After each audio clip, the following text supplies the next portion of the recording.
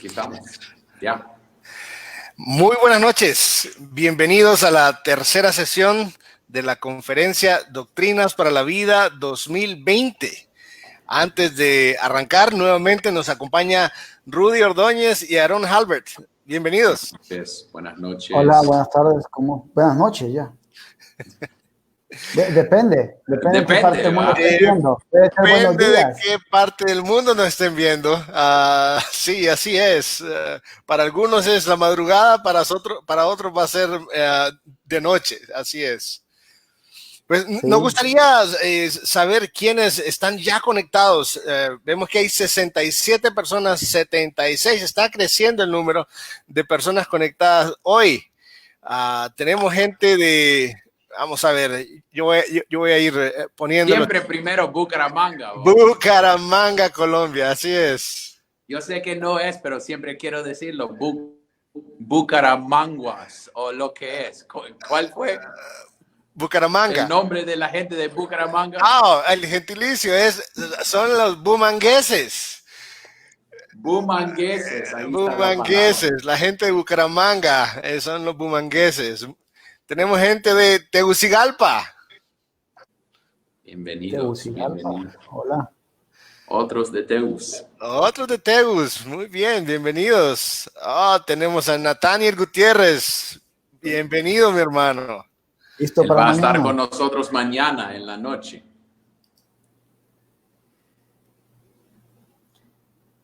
Por acá también tengo personas. Usted está viendo en Soldados, ¿va?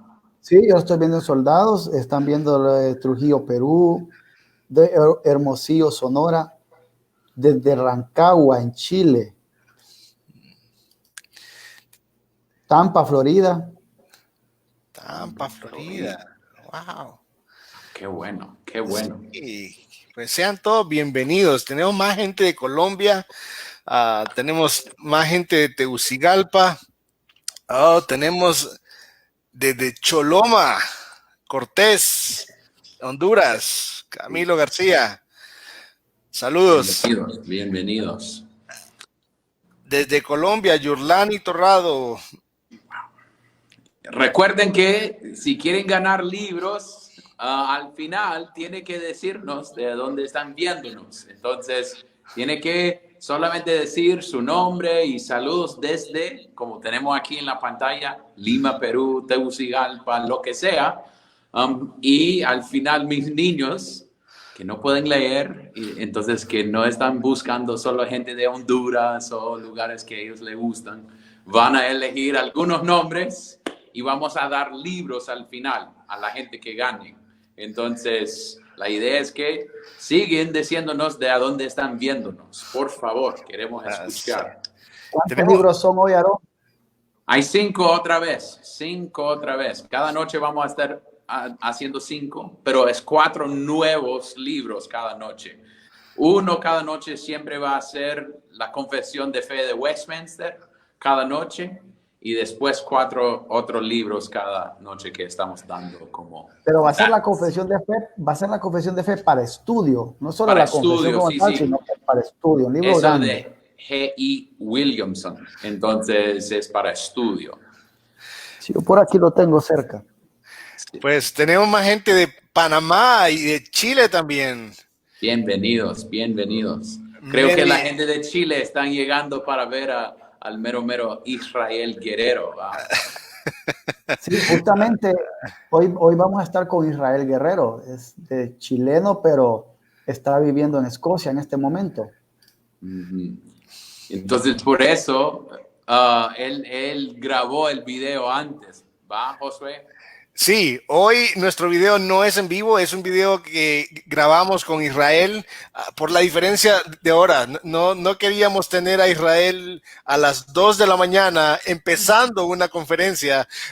Lo hubiéramos tenido medio dormido. Sí. Pero o con bastante cafeína, ¿va? Como a 2:20. O acelerado, sí.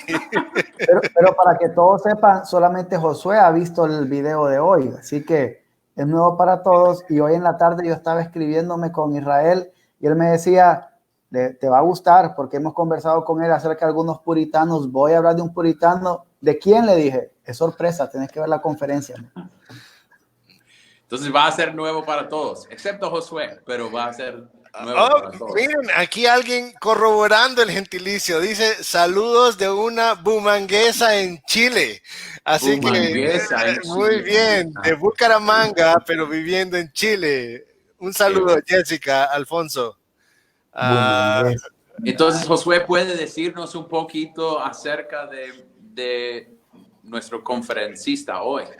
Acerca de nuestro conferencista hoy, claro que sí, aquí tengo alguna información acerca de Israel Guerrero. Israel es chileno, está casado con Camila y tiene una bella hija que se llama Emma. Él sirvió como parte de la Iglesia Cristiana Reformada en Rancagua y en la actualidad son miembros de la Free Church of Scotland, de la Iglesia Libre de Escocia, por el hecho de que está estudiando su doctorado en Escocia. Además, posee una maestría en teología del Seminario Teológico de Edimburgo y de la Universidad de Glasgow. Actualmente está estudiando su doctorado en teología sistemática en la Universidad de Edimburgo, Escocia, y su pasión es ver un desarrollo de la teología reformada en Latinoamérica para ayudar en el entrenamiento de los próximos plantadores de iglesias y profesores de teología. Así que tenemos ahí preparándose en Escocia, en el horno ahí, un futuro profesor para nuestros seminarios en Latinoamérica. Y eso es importante, ¿saben? Muchas veces esperamos solamente una labor pastoral, pero tener académicos en el área de teología es muy importante porque sabemos que los dones son distintos y el cuerpo necesita de los diferentes dones. No sé si hay algo que quieran agregar al respecto ustedes. Sí, Rudy puede decir algo acerca de eso. Hemos estado hablando de eso ayer en la noche. La diferencia entre John Edgar, Alonso y lo que vamos a ver hoy en la noche. Y después otro gringo mañana, que Dios ha dado diferentes personas para servir a la iglesia, ¿verdad?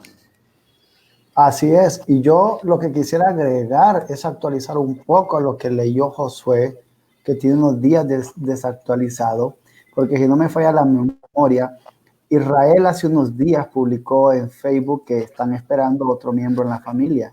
Entonces, está creciendo. Digámoslo así, están esperando que salga dentro de 9 meses, entonces, porque ya está ahí. Sí, exacto. Así es. Pues felicidades, Israel. Ese dato no lo tenía yo. Gracias, Rudy, por estar actualizado ahí con la información. Un nuevo miembro de la iglesia, ¿va? Nuevo miembro de la iglesia. Y lo que decía Aarón es muy cierto. Hemos visto cómo cada uno desde sus personalidades, tanto John Edgar como el pastor Alonso, han abordado de una forma distinta la verdad bíblica, pero han sido fieles a la palabra, la han mostrado. Hoy vamos a ver otro estilo que tiene también Israel y mañana con Nathaniel, pero es la misma palabra inerrante y verdadera del Señor, y es la diversidad de dones que el Señor permite para su iglesia. Y eso me lleva a un punto, ya que tenemos esta diversidad de estilos, porque hay diversidad de dones también.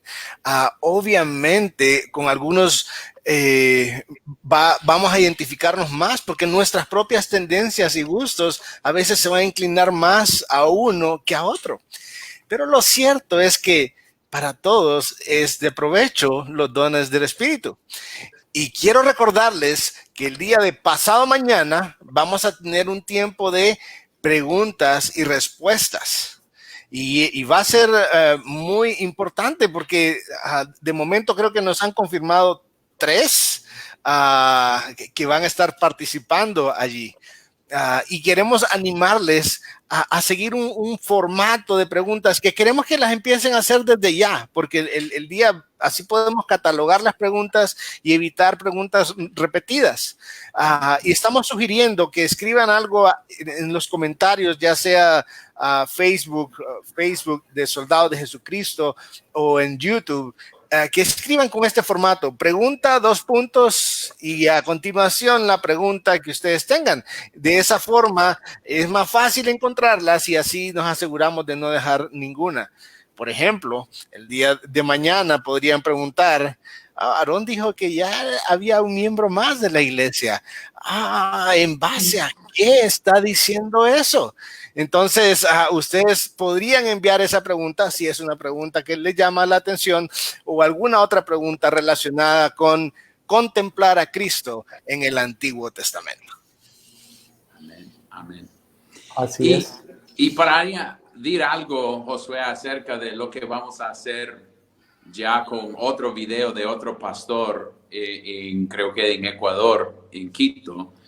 Hemos escuchado de esto de Israel, que él quiere formar y ayudar en la formación de plantadores de iglesias. Ayer escuchamos de Alonso, que ha fundado 3 iglesias y está fundando otras iglesias. Hemos escuchado de John Edgar Sandoval, que ha sido parte de la plantación de iglesias. Entonces nosotros queremos animar a la gente de ver esa cosa en común. Queremos plantar iglesias. Pensamos que hay miles de personas, más que miles, millones de personas que tienen que escuchar el evangelio. Y la iglesia es la esposa de Cristo. Entonces, es decir, queremos ver que la iglesia sigue creciendo y hay nuevas iglesias siendo plantadas. Entonces, eso es porque queremos ver otras buenas obras, como hemos visto en Toledo, España, hemos visto en Pichilemu, Chile, y hoy en Quito, Ecuador, ¿va? Entonces, queremos empujar esa idea que no solo es para Tegucigalpa, es que queremos ver la iglesia crecer en todo el mundo, ¿va? Así es. Así es.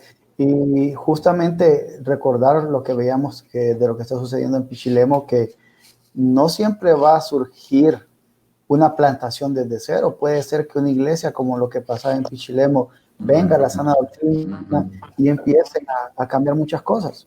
Entonces, lo mismo sucede con otras personas que sabemos en Estados Unidos, que venían de otros trasfondos no bíblicos y han conocido pues la verdad bíblica y han hecho muchos cambios por la obra del Señor en las iglesias. Entonces creo que vamos a ver el video, ¿verdad, Josué? Vamos al video, precisamente. Solamente denme un par de segundos para cargarlo y vamos al video. Está bien.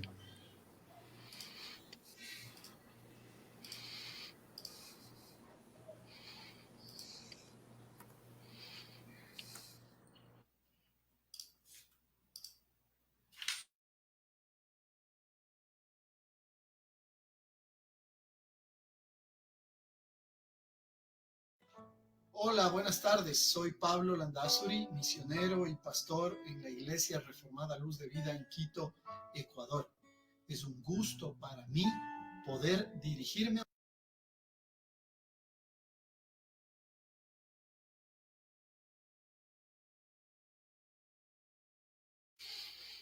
Estamos en vivo. Estamos trabajando en reparar esto. Recuerden que no somos profesionales, ¿va? Nosotros estamos solo 3 hombres en Tegucigalpa tratando de poner esta conferencia. Entonces, lo que habíamos dicho hace, ¿cuándo, Josué? 2 días. Que ten paciencia con nosotros en esto, ¿va? Sí, sí. Además de ser pecadores, redimidos, somos inexpertos en muchas cosas. Josué es más experto en bastante más que yo, pero es decir que nosotros estamos en este proceso juntos, ¿va? Entonces, así es, estamos juntos. Ok, vamos a esperar un momento para esto. Entonces podemos hablar un poco de Pablo Landazuri es de Quito, Ecuador. Él sacó su maestría en Mid-America Seminario y está sacando otro THM en español, ¿qué es? Es Un doctorado, una... pero no es doctorado. Soy Pablo. Ahí está funcionando. Creo que ahora estamos listos. Ok. Ok, perfecto. Entonces yo estaba tratando de llenar tiempo. Ya estamos listos. Ok.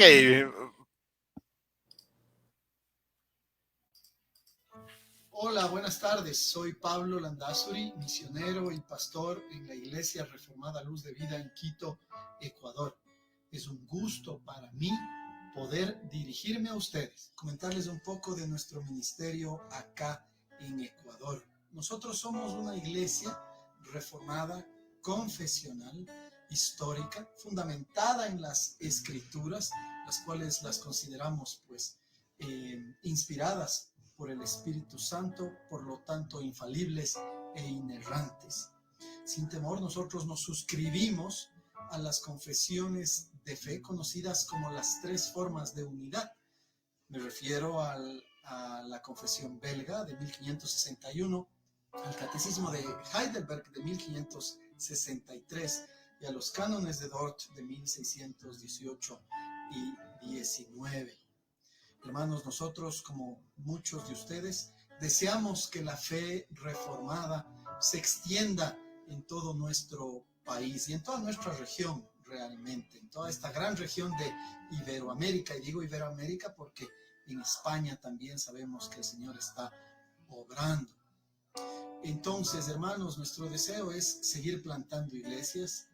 Dios mediante quisiéramos ver presbiterios o lo que conocemos como un clasis formado, o un sínodo o una asamblea general en el futuro, ¿verdad? En donde nosotros podamos expresar también nuestra unidad confesional, esta unidad de fe que tenemos todos los cristianos desde la perspectiva reformada. ¿Y por qué es que estamos tan comprometidos con esta fe reformada? Simplemente porque consideramos que es bíblica. Consideramos que nuestra confesión demuestra, resume, sostiene las enseñanzas bíblicas. Hermanos, también nosotros hemos empezado recientemente un proyecto muy ambicioso, pero en dependencia, proponiendo a la comunidad un programa de formación pastoral pero tan necesario para nuestra gente, para tener un lugar en donde futuros pastores, ministros de la palabra puedan estudiar, formarse, ser mentoreados y, como decía, finalmente bien preparados para predicar la palabra de Dios. Nosotros confiamos, hermanos, de que la predicación de la palabra es el principal medio de gracia. Tal como dice el apóstol Pablo en Romanos 10, la fe viene por el oír y por oír la palabra de Dios. Es muy importante, hermanos, entonces, que tengamos nosotros, nos preocupemos por formar futuros ministros del Evangelio en nuestra región. Ese, hermanos, es un resumen de lo que el Señor está haciendo acá en Ecuador, específicamente aquí en Quito, y les invitamos, hermanos, a que estén en oración por nosotros. De la misma manera nosotros lo haremos por ustedes. Muchas gracias y que el Señor bendiga nuestros esfuerzos para la gloria de su nombre.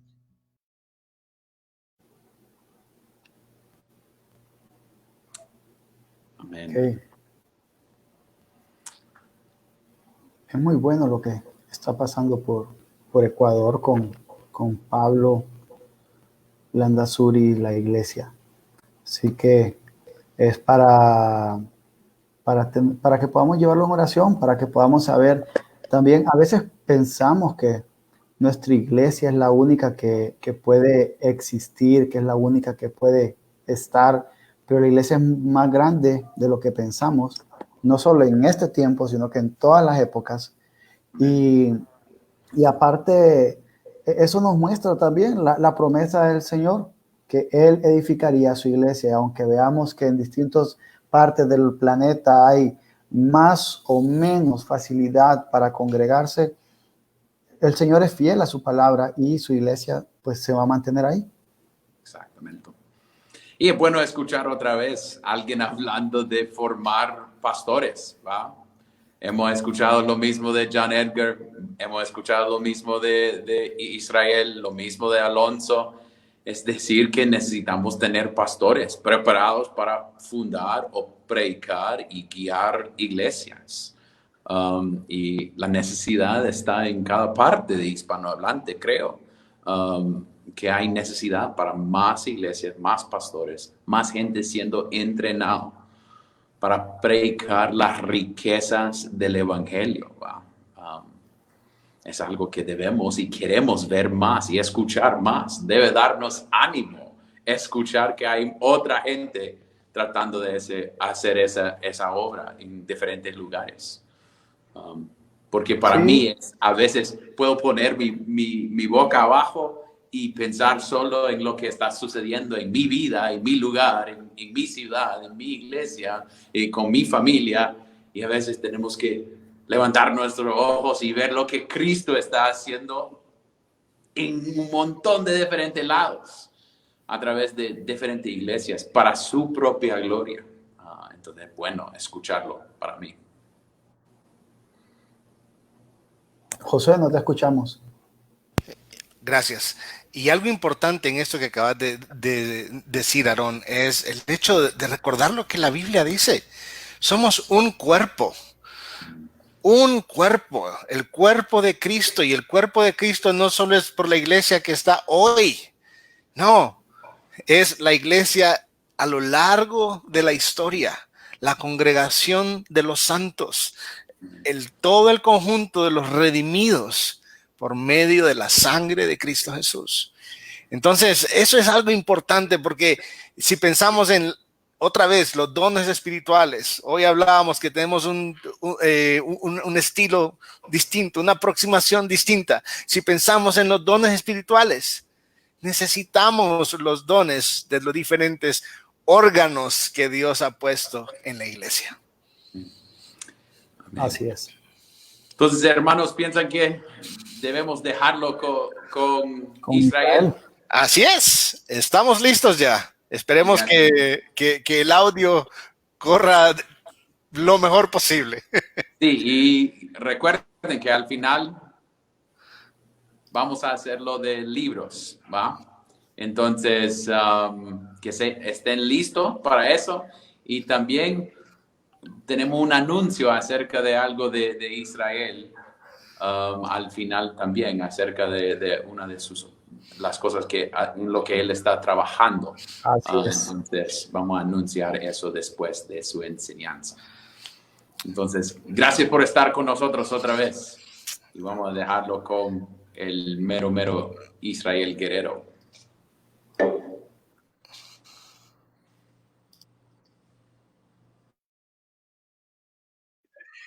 Hola amigos, muchas gracias por estar conectados a esta conferencia contemplando la hermosura de Cristo en el Antiguo Testamento. En primer lugar, quiero decir cuán agradecido estoy de Dios por la oportunidad de compartir con ustedes en esta tarde, en esta noche o en el lugar o tiempo que estén viendo esta charla. Agradecido de la Iglesia Presbiteriana Gracia Soberana de Honduras, agradecido de los organizadores y de cada uno de ustedes que ha estado orando por esta conferencia, orando para que principalmente Cristo sea glorificado en todo lo que hacemos. Hemos podido ver a lo largo de estos 2 días cómo Cristo está presente en el Pentateuco, en los libros históricos. Desde ya podemos ver cómo Abraham se gozó en Cristo, porque Cristo es el que es, Él es el yo soy. Antes de Abraham, Cristo estaba ahí. Entonces podemos ver cómo esta historia se va desarrollando, esta promesa desde Génesis 3:15 se va desarrollando de manera orgánica a lo largo de toda la Escritura. Vemos todo este desarrollo, toda esta unidad pactual desde Génesis a Apocalipsis, donde el pacto está presente. Y ese pacto significa que Dios nos dice a nosotros: ustedes son mi pueblo. es esa relación íntima entre Dios y su pueblo a través del mediador que es Jesucristo. Es lo que ha estado a lo largo de toda la Escritura. Y pues bien, en esta tarde o en esta noche, hoy me toca compartir sobre contemplando a Cristo en los libros poéticos. Pero antes de comenzar quisiera compartir y leer una reflexión en el Salmo 73. El Salmo 73, de los versículos 25 al 28, nos dicen: ¿A quién tengo yo en los cielos sino a ti? Y fuera de ti nada deseo en la tierra. Mi carne y mi corazón desfallecen, mas la roca de mi corazón y mi porción es Dios para siempre. Porque he aquí los que se alejan de ti perecerán. Tú destruirás a todo aquel que de ti se aparta. Pero en cuanto a mí, el acercarme a Dios es el bien. He puesto en Jehová el Señor mi esperanza para contar todas tus obras. Oremos al Señor. Padre, te damos gracias por esta oportunidad que nos das de poder escuchar tu palabra. Te agradecemos en primer lugar por quien tú eres, porque tú eres el único Dios verdadero, Padre, Hijo y Espíritu Santo. A ti en este momento elevamos nuestros corazones para adorarte a ti, Dios. A ti, Señor, elevamos nuestros corazones porque decimos junto al salmista: de quien tengo yo los cielos sino a ti, y fuera de ti nada, Señor, deseamos aquí en la tierra.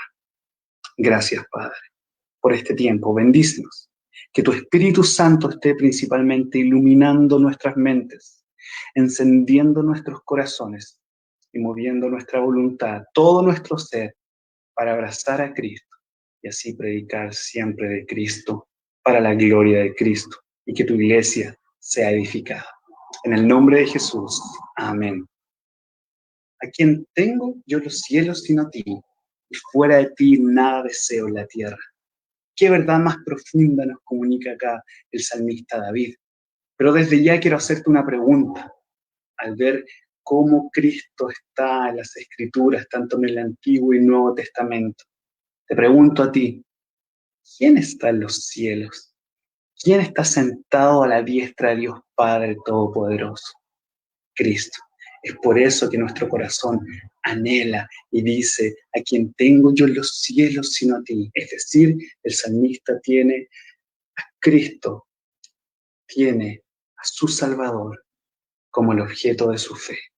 Nada ni nadie satisface el alma, el corazón de David, sino Cristo. Es por eso que con esta reflexión quisiera introducir el tema que quiero compartir con ustedes el día de hoy. Y el día de hoy quisiera compartir con ustedes este título, que lo más probable es que a lo mejor no se entiende, y es la idea porque estamos aquí para aprender. Pero si nos acercamos un poco más, vemos que dice algo, tiene algunas palabras como víscera, misericordia. En realidad lo que ahí dice: por la entrañable misericordia de nuestro Dios. Y eso está en latín. ¿Y por qué lo quise poner en latín? Porque quiero enfocarme particularmente en la palabra víscera que está ahí. Por lo tanto, hoy quiero hablar con ustedes sobre contemplando la hermosura de Cristo en cantares y salmos. Así que, teniendo esto en mente, pensando esto, ¿qué es la hermosura? Estamos hablando en esta conferencia de la hermosura. ¿Dónde la vemos? ¿Acaso no la vemos en los detalles que reflejan los rayos de una puesta de sol en una flor, por ejemplo? La hermosura. ¿Acaso no la vemos en las distintas cosas creadas por el hombre a través de la gracia común? Y vemos cómo esta hermosura, este orden a través de edificios, arquitectura, dan unas texturas especiales a nuestra vista, elevan nuestros sentidos a poder contemplar algo que es hermoso para estar ahí. Bueno, esta es una imagen de Edimburgo, Escocia, un lugar precioso para visitar. La hermosura, ¿acaso no la vemos en una noche estrellada, quizás junto a la persona que más amamos? ¿De qué manera palpita el corazón, o mejor dicho, qué son esas mariposas en el estómago o en las entrañas que siente la esposa cuando está completamente enamorada de su esposo? ¿O por qué la hermosura de su esposa provoca que estas mariposas que siente el esposo produzcan que él pueda dar todo por su esposa? La hermosura de las cosas, o la hermosura de las cosas creadas. La hermosura de la creación. Esta imagen me la envió un amigo, el doctor Rodrigo Herrera. Él es astrónomo, y él me contaba que junto a su abuelita ellos salían a caminar en retiros cristianos en el sur de Chile, y podían contemplar no solamente estrellas, sino que una galaxia en este caso, por ejemplo. Y que su abuelita cuánto se emocionaba al ver la hermosura de la creación.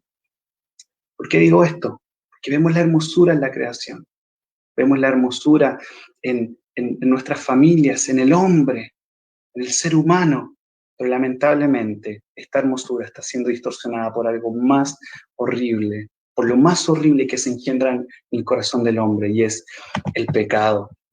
No solamente el concepto de hermosura está siendo destruido, sino también aquello que es verdadero está siendo opacado por aquello que es falso.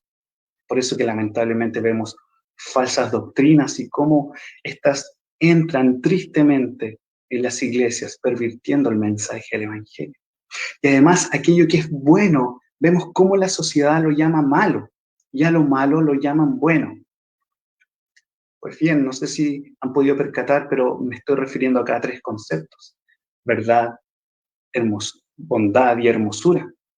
Tres importantísimos conceptos que fueron plasmados en la creación, que han sido desfigurados por el pecado y que solamente en el Creador adquieren su verdadero significado. ¿Quién es el creador de todas las cosas sino el Dios Trino? Vemos que es el Dios Trino que creó todo para su gloria, y la creación lo que debe hacer es glorificar al Creador.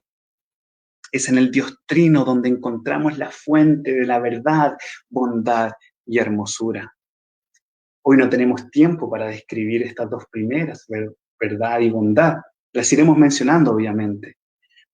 Tampoco tenemos tiempo para poder explorar un poco más, bajo el temor del Señor y el gozo del Espíritu Santo, en la doctrina de la Trinidad, una doctrina preciosa que es la base, el fundamento de la fe cristiana.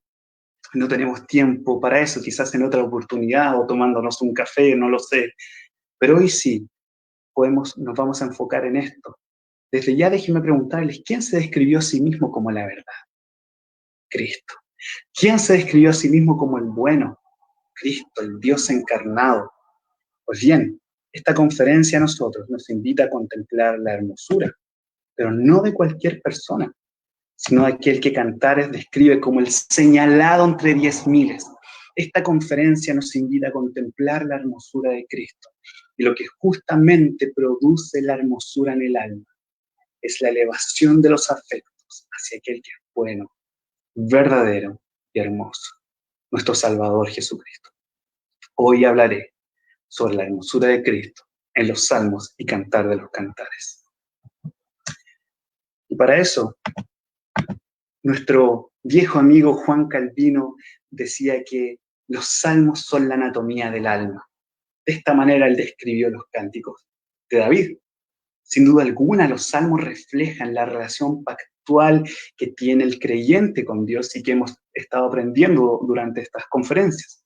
Esta relación de pacto donde el entendimiento, la voluntad y los afectos, es decir, todas estas facultades del alma o de la anatomía del alma, como lo describía Calvino, este entendimiento, voluntad y afectos están totalmente direccionados. A pesar de las distintas circunstancias que vivía el salmista, todos estos afectos, el alma, el corazón, está direccionado al único Dios verdadero. Nuevamente, ¿a quién tengo yo los cielos sino a ti? Y hoy día quisiera hablar de esto y enfocarme particularmente en 2 puntos. El primero es la belleza de Cristo, y el segundo punto es nuestra respuesta ante la belleza de Cristo que se da en el alma, siguiendo con la analogía que da Calvino. Y para esto, para desarrollar estos 2 puntos, quisiera considerarlo a partir de 2 libros poéticos, Cantar de los Cantares y Salmos. Pero esto a la vez quisiera desarrollarlo a través de la teología y predicación de un teólogo posterior a Calvino y que creo que es importante en nuestra tradición y confesionalidad reformada. En este momento me encuentro realizando estudios en teología sistemática, entonces me encanta esto y tuve la oportunidad de realizar estudios en teología histórica, por lo tanto, combinar la teología sistemática con la teología histórica, fundamentado en una buena exégesis, y todo esto lleno del Espíritu Santo, creo que es vital para poder comprender las verdades bíblicas y para aplicarlas, por supuesto, a nuestras vidas. Entonces, quien describió de una rica manera el Cantar de los Cantares y los Salmos fue un teólogo que se llamaba, ahora va, Richard Sibbes. Ahora, lo más probable es que ustedes se estén preguntando, por lo menos 2 preguntas. ¿Quién fue Richard Sibbes?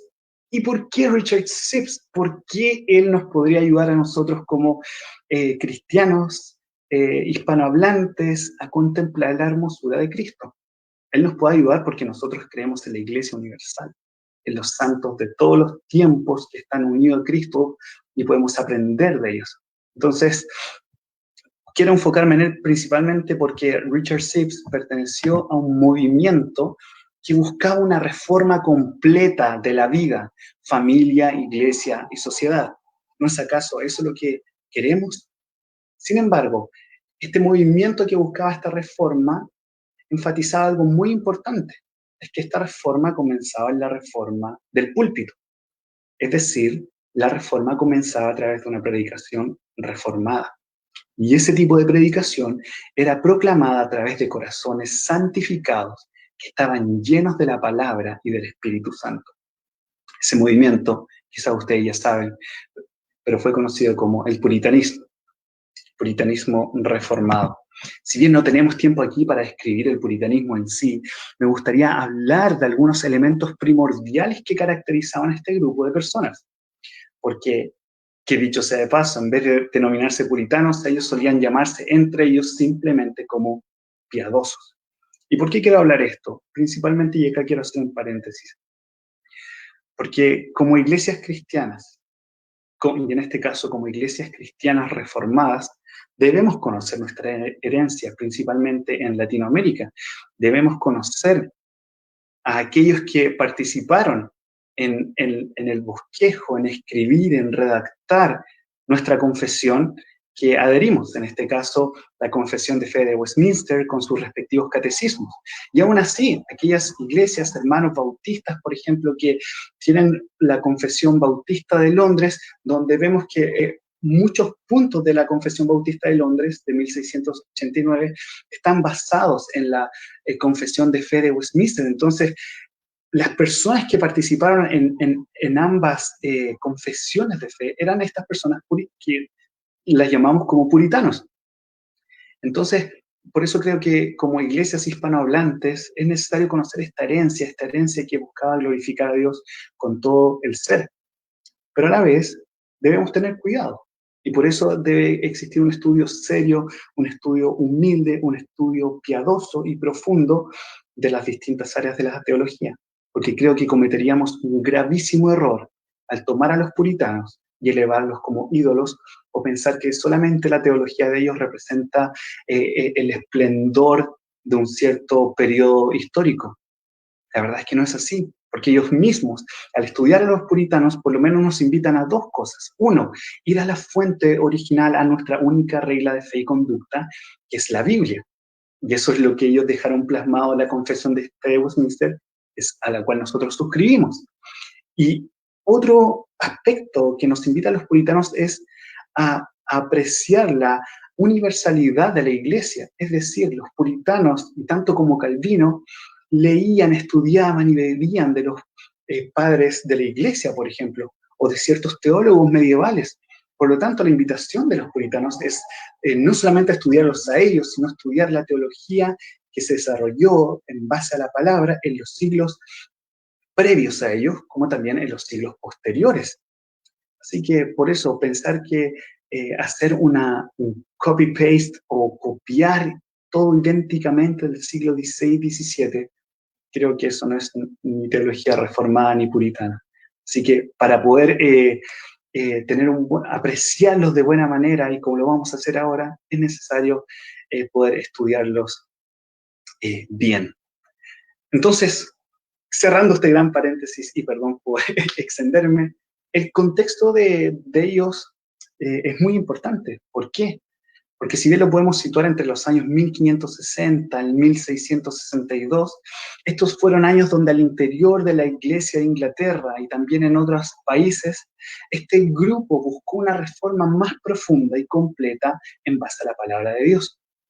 Esto no fue una tarea fácil. La profunda teología reformada fue desarrollada en medio de persecuciones, conflictos, pérdidas familiares, plagas y guerras.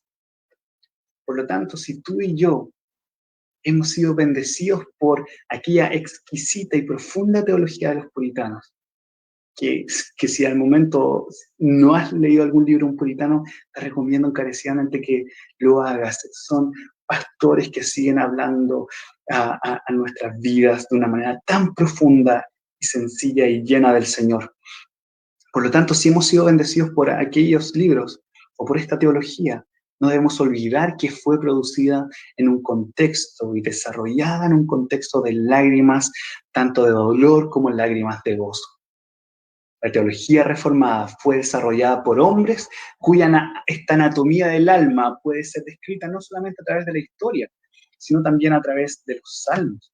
Salmo 31:7 nos dice: me gozaré y alegraré en tu misericordia, porque has visto mi aflicción, has conocido mi alma en las angustias. Por lo tanto, si tú y yo hemos estado sufriendo por la causa de Cristo, si tú y yo nos hemos estado gozando por la causa de Cristo en nuestras iglesias, en nuestros contextos, en determinados pueblos, ciudades o países, déjame decirte que si hemos estado sufriendo o gozándonos por la causa de Cristo, lo que con lágrimas estamos sembrando hoy, con regocijo, no solamente lo cosecharemos nosotros o los que están a nuestro alrededor ahora, sino también todos los hijos del pacto. Así que sigamos perseverando para la gloria del Señor.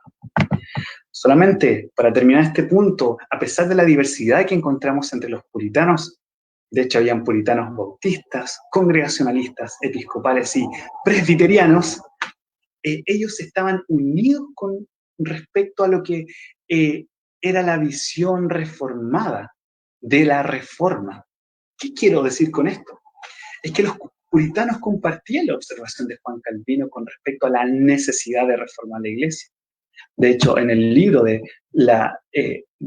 Calvino, que justamente lleva ese título, la necesidad de la reforma, de reformar la iglesia, Calvino decía que la reforma, o mejor dicho, la sustancia entera del cristianismo, a saber, dice, es esto: tener un conocimiento primero, y acá cito, del modo en que Dios debe ser adorado apropiadamente, y en segundo lugar, el origen de dónde se obtiene nuestra salvación. Cuando estas cosas no se consideran, aunque nos gloriemos con el nombre de cristianos, nuestra profesión es hueca y vana. Fin de la cita. Entonces, para Calvino, dos cosas él consideraba primordiales como parte de la sustancia del cristianismo, y en este caso de la Iglesia Reformada, es decir, el modo en que Dios debe ser adorado apropiadamente. Esto es importante, porque para Calvino, como para los puritanos y para el resto de la teología reformada, el centro de todo es la gloria del Dios trino. Cómo la Iglesia responde en una correcta adoración, que es en espíritu y en verdad, hacia Dios. Y también sobre el origen de nuestra salvación. y entendemos que es una salvación por la pura gracia soberana de Dios. Ahora, entonces, en resumen, la Iglesia Cristiana Reformada se caracteriza por comenzar, tener como centro y como propósito final la gloria del Dios Trino. La pregunta que nos debemos hacer ahora es, ¿cómo la Iglesia puede tener un correcto entendimiento con respecto a la adoración a Dios y al origen de la salvación? La respuesta, podemos dar muchas respuestas a esto, pero quisiera centrarme en una respuesta que demanda una palabra, y esta es predicación. El principal medio por el cual Dios edifica, reforma y santifica a su iglesia es a través de la predicación. Fueron los puritanos ingleses, escoceses y holandeses quienes, al tener una alta visión de la gloria de Dios, contribuyeron de manera significativa a la recuperación y consolidación de la palabra de Dios. Un libro que fue recomendado por Martin Lloyd-Jones decía que la predicación puritana se caracterizaba por no solamente mostrar la tierra prometida, sino porque los pastores, los predicadores guiaban a los oyentes a ese lugar. De hecho, era una predicación viva, cito acá, porque lidiaba con la vida como era.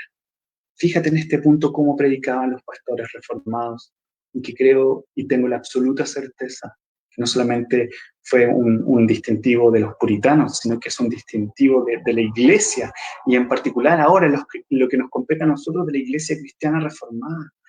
Fíjate, estas personas, ¿cómo es posible que no solamente mostraban la tierra prometida, sino que llevaban a sus oyentes a la tierra prometida?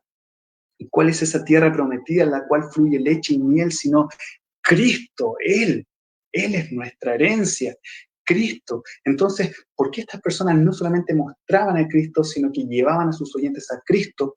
Porque primeramente, durante toda la semana, ellos estaban cerca de Cristo, estaban en Cristo, teniendo comunión con Cristo, conociendo a Cristo, haciendo una exégesis, interpretación bajo el rostro de Dios, en coram Deo, como decían los antiguos reformadores, o en la presencia de Dios.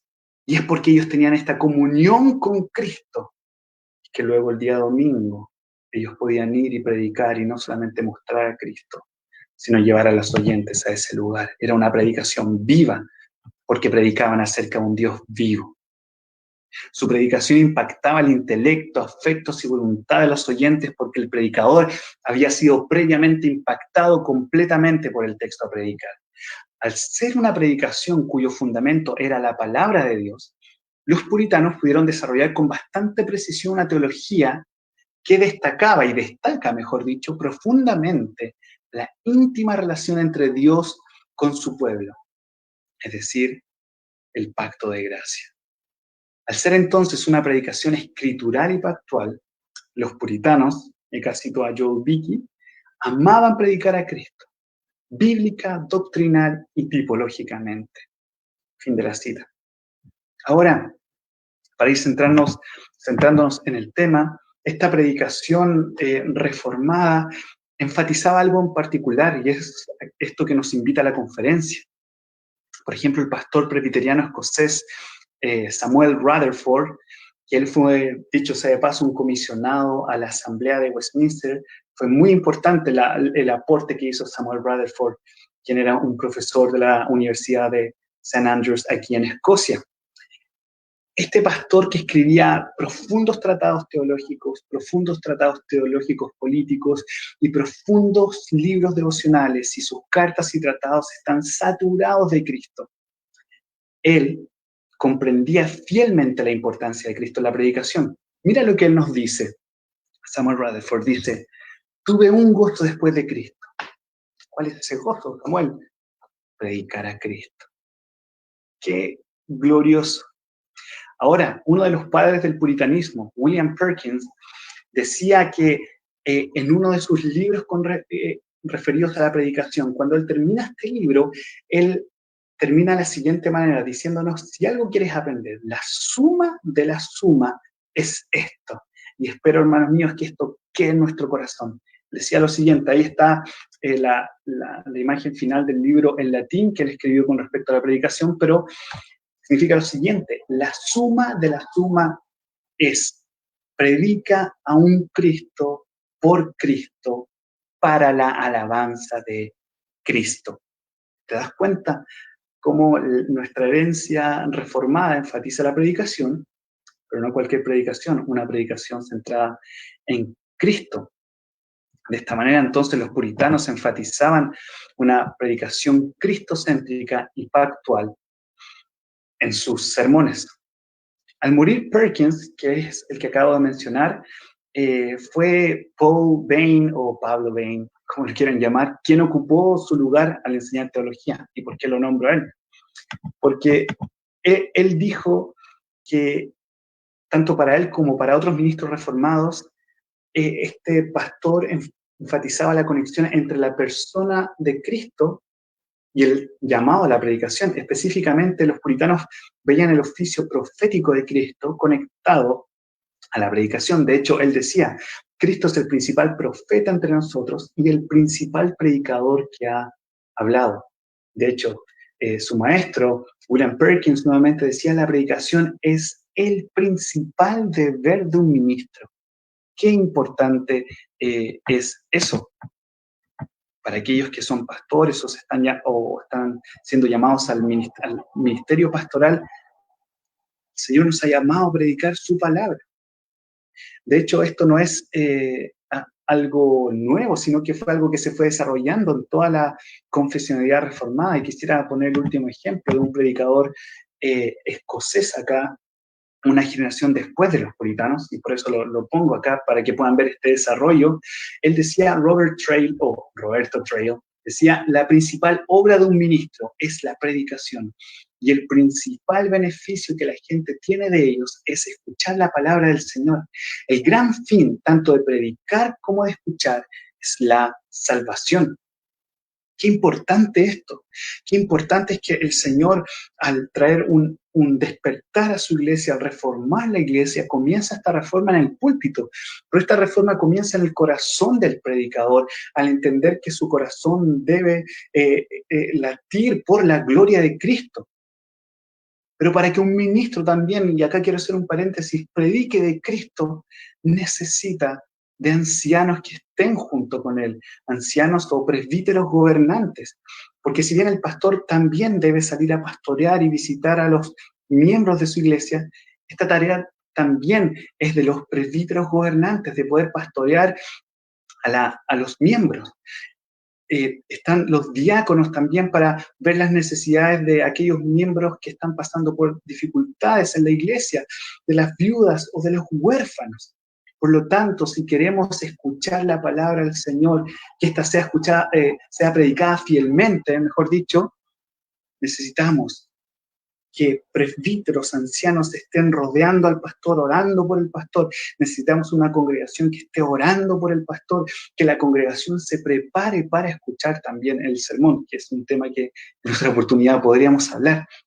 Pero en fin, pastores, quienes estamos siendo llamados al ministerio, el fin principal es predicar a Cristo, y la predicación es la obra principal de un pastor. Volviendo a lo que nos compete, ¿por qué digo todo esto? Porque quien recibió esta enseñanza de William Perkins, Paul Bain, fue Richard Sibbes, el que va a hablar ahora, que nos va a explicar un poco de la hermosura de Cristo. Y él decía, la predicación es el don de todos los dones. Dios la estima, Cristo también la estima, y nosotros deberíamos estimarla. Al estimar esto, y antes de pasar al tema principal ahora, solamente quiero decir esto. Durante estos días hemos estado aprendiendo y seguiremos aprendiendo. En nuestras iglesias seguiremos aprendiendo. Aquellos que se están preparando en un seminario o en alguna institución teológica, no lo sé. Tomemos también este consejo que dio Paul y que fue bien recibido por muchos puritanos posteriormente. Cuídate de tener una cabeza fuerte o grande y un corazón frío. Hermanos míos, lo que estamos aprendiendo ahora, lo que estamos aprendiendo en teología reformada, no es para nuestro orgullo. Ser orgullosos intelectualmente es algo que es contrario a la fe bíblica, cristiana. Es contrario a la naturaleza del cristianismo. Por lo tanto, si en este momento nuestras cabezas están siendo llenas de información, no es cualquier información. Estamos siendo llenos de Cristo, del conocimiento de Cristo.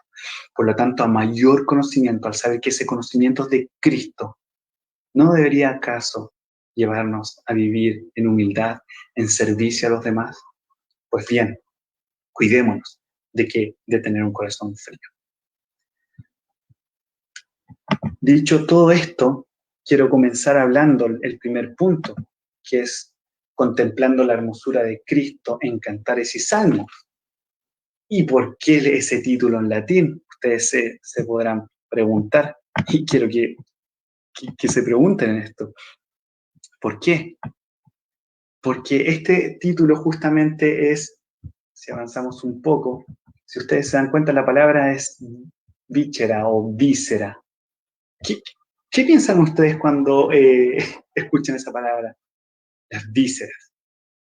¿Piensan en intestinos, verdad? ¿O en entrañas? ¿Por qué entonces se conecta esto con misericordia? Eso es lo que vamos a ver ahora.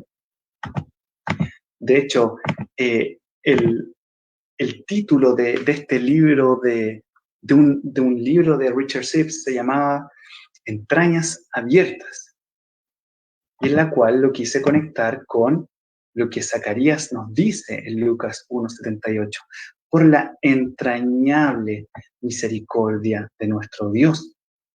¿Y por qué es esto?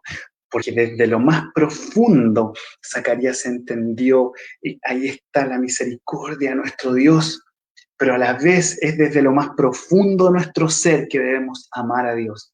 Es por eso que este título de Richard Sibbes, de este libro, que fue muy importante entre los puritanos, llevaba este nombre, Entrañas Abiertas, o un descubrimiento del cercano y estimado amor, unión y comunión entre Cristo y la Iglesia, y consecuentemente entre Él y cada creyente.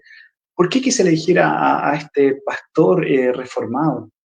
Porque él fue muy clave en la formación pastoral y teológica de la siguiente generación de puritanos. Y dicho sea de paso, algunos de ellos fueron como Thomas Goodwin, y otros de ellos participaron en la Asamblea de Westminster. Entonces, creo que históricamente es importante considerarlo, pero no solamente por estos viejos puritanos, sino también porque Richard Sibbes impactó en un gran predicador del siglo XX. ¿Quién fue ese predicador? Martyn Lloyd-Jones, el doctor Martyn Lloyd-Jones, que nuevamente, si el mundo moderno le debe este resurgimiento de los puritanos, fue justamente por Martyn Lloyd-Jones. Y Martyn Lloyd-Jones nos dice que él, cuando pasó por momentos complicados en su vida, fue la lectura de algunos libros y sermones de Richard Sibbes, los que le ayudaron y acá cito a Martyn Lloyd-Jones, encontrar calma, tranquilidad, consuelo, ánimo y sanidad. Es por eso que hoy quisiera que fuésemos edificados por estos sermones con respecto a Cantar de los Cantares.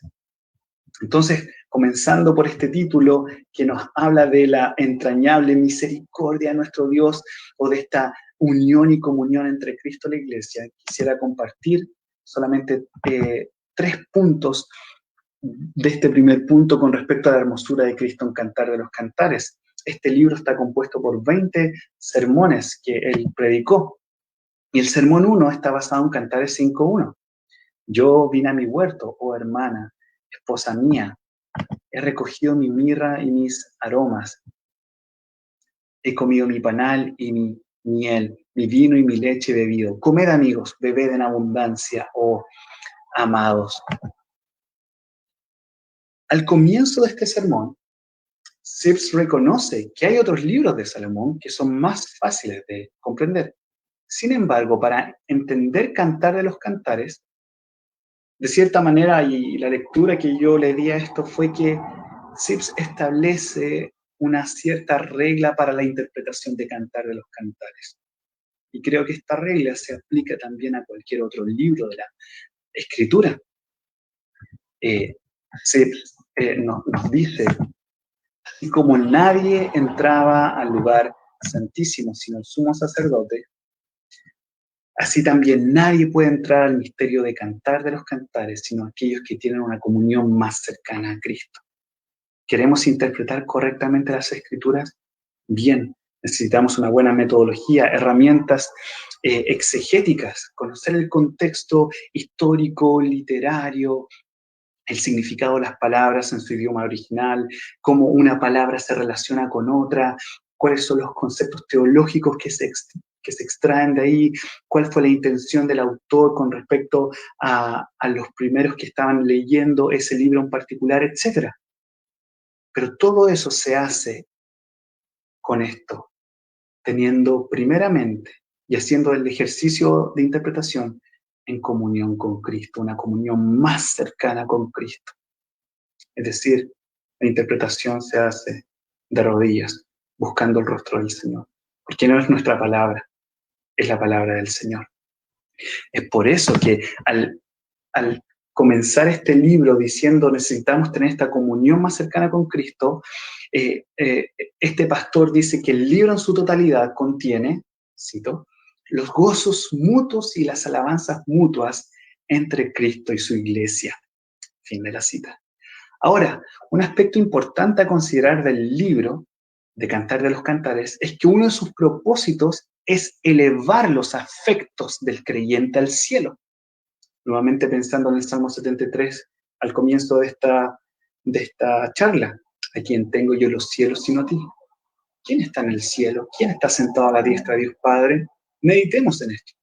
Entonces, Sibbes dice que uno de los propósitos de este libro, Cantar de los Cantares, es elevar los afectos del creyente al cielo, de tal manera que la llama celestial consuma todos los afectos y deseos terrenales. Cada uno de nosotros tenemos afectos. La pregunta que hoy te quiero hacer a ti es, ¿hacia qué cosas están aferrando estos afectos? ¿Hacia dónde apuntan? Sibbes nos dice en este primer sermón, qué vergüenza es que una persona, teniendo en él afectos tan excelentes como el amor, gozo, deleite, se haya aferrado a cosas sucias y bajas, que son peores que él mismo, degradándose como ellos. Es por eso, ¿qué cosas realmente traen satisfacción a tu vida? ¿Qué es lo que está trayendo gozo a tu vida? Si no es Cristo, es tiempo de arrepentirnos. Cristo debe ser la fuente y el fin de nuestro gozo. Es por eso que el Espíritu Santo, dice Sibbes, tomando ejemplo de cosas naturales, como en este caso, la analogía del matrimonio que vemos en Cantar de los Cantares, a través de esta analogía de ejemplos naturales, el Espíritu Santo eleva los afectos del creyente a Cristo para describir la relación entre Cristo y su iglesia. Interesantemente, esta relación de Cristo con los creyentes se desarrolla de manera particular y general, es decir, con el creyente de manera personal y con toda la iglesia. Y acá cito a Sibbes. Y por lo tanto, como toda la iglesia es la esposa de Cristo, también lo es todo cristiano en particular. Y como toda la iglesia desea una comunión aún más cercana con Cristo, así lo hace cada miembro en particular. Es decir, literalmente, no existen los cristianos aislados. Y más aún, en este caso, en lo que nos compete en esta conferencia, hablando del cristianismo reformado, es imposible que alguien que confiese que vive para la gloria de Dios y a la vez dice que su único consuelo, tanto en la vida como en la muerte, es que no se pertenece a sí mismo, sino que en cuerpo y alma se pertenece a Jesucristo. Aquel que estudia estos grandes hombres de Dios o estudia teología o se prepara al ministerio o para una clase dominical, es imposible que esa persona esté fuera de la comunión de la iglesia, porque Cristo tiene esta comunión con la iglesia y de manera particular con los miembros que están en la iglesia, no con aquellos que están fuera de la iglesia. Por lo tanto, si tú estás escuchando esto y estás alejado de la iglesia, mi invitación es que te unas, que vuelvas al redil y busques tener comunión con Cristo en comunión con la iglesia. Y tú, que estás en la iglesia y eres miembro de una iglesia en particular en tu pueblo, ciudad o país, te invito a que pongas tus dones al servicio de la iglesia y así glorifiquemos juntos el nombre del Señor. Ahora, este era el sermón 1. El sermón 14 se basa en Cantares 5, del 9 a 10. ¿Qué es tu amado más que otro amado? O la más hermosa de todas las mujeres. ¿Qué es tu amado más que otro amado? Que así nos conjuras. Mi amado es blanco y rubio, señalado entre 10.000. En este sermón, Sibbes realiza una comparación entre la mujer y el amado, es decir, entre la iglesia y Cristo. En cada sermón, este pastor se caracteriza por realizar preguntas. En este caso, él pregunta, ¿de dónde viene la hermosura de la iglesia? A saber que estamos en un proceso de santificación y que a veces hacemos lo que no deberíamos hacer, es decir, pecamos. O no hacemos lo que sí deberíamos hacer, es decir, pecamos. ¿De dónde proviene la belleza de la iglesia? Antes de responder, quisiera que prestásemos atención a la respuesta que da Sibbes, porque cada una de sus respuestas nos lleva a Cristo. Él dice, cito, la iglesia brilla en los rayos de la justicia de Cristo. Qué importante esto, que en cada punto o en cada conversación nosotros podamos terminar en Cristo. Eso es muy importante. ¿Por qué? Porque incluso a partir de este verso de Cantares, para ver de dónde proviene esta hermosura, cuando dice, oh, la más hermosa de todas las mujeres, Sibbes puede apuntar incluso a la doctrina de la justificación, porque es la justicia, la rectitud de Cristo imputada a nosotros, lo que nos hace hermosos a la vista del Padre. Y no solo eso, sino que en este caminar de santificación, donde reconocemos nuestros pecados, vemos la hermosura de Cristo en la iglesia. De hecho, Sibbes dice, la iglesia nunca es más hermosa que cuando se considera más deformada. Nunca es más feliz que cuando se juzga a sí misma miserable. Nunca más fuerte que cuando se ve a sí misma débil. Nunca más recta que cuando se siente más cargada con la culpa de sus propios pecados. Por lo tanto, el cristiano, esto es importante considerar, no solamente debemos ver la miseria que todavía está en nosotros por el pecado que está en nuestro corazón, con el cual luchamos y que debemos mortificar. No solamente debemos conocer esta miseria, sino que también debemos considerar la gracia que Dios está obrando en nuestras vidas. Si la belleza de Cristo entonces no proviene de ella, de nosotros particularmente y principalmente, sino que la belleza de la iglesia proviene de su esposo. ¿Cómo es la belleza de Cristo? Y acá Sibbes se detiene. Y acá solamente quiero ir llegando al clímax de este punto y de la conferencia. Es a través del versículo 10 que Richard Sibbes describe la belleza del amado. Mi amado es blanco y rubio, señalado entre 10.000. Pero Sibbes pregunta, ¿qué es la belleza? Y te pregunto a ti, ¿qué es la hermosura? Es una pregunta importante, ya que es un punto esencial en esta conferencia, contemplando la hermosura de Cristo. Sin entrar en muchos detalles, Sibbes menciona que para que exista belleza se requiere, cito, una constitución sana y saludable. Debe existir armonía de las partes, cuando todas las cosas son tan adecuadas que hacen una, coincidiendo exactamente. Ahí hay belleza y atractivo. Fin de la cita. Es por eso que a nosotros no nos parece, atractivo un ser con 3 cabezas, porque no hay una coherencia, no hay una armonía de las partes en esa unidad. Pero además de lo sano y atractivo, debe existir lo que Sibbes denomina la gracia del color. Cuando tenemos todos estos elementos, podemos hablar de hermosura o belleza. Y no es el fin ahora empezar a hablar de profundizar más en estos aspectos de lo que en filosofía se conoce como estética, sino que cuando nosotros consideramos esto, dice Sibbes, en este caso, los colores blanco y rubio, podemos ver la excelente y dulce mezcla en la gracia de Cristo. Y es aquí en este punto donde este pastor describe las dos naturalezas de Cristo en la majestad de la encarnación y unión hipostática. Es decir, la hermosura de Cristo, Sibbes la ve a través en sus sermones en Cantares, y es como se ve la hermosura en toda la Biblia, en la encarnación en este caso, y unión hipostática, donde vemos que Cristo es completamente Dios y completamente hombre. Mira lo que nos dice Él, esto es maravilloso. Dice, en Él, en Cristo, hay una maravillosa pureza y santidad, sin embargo, una maravillosa debilidad. Está Dios, el gran Dios, y un pedazo de tierra, de carne en una persona. Un sangriento, perforado y glorioso y brillante cuerpo. Humildad y gloria.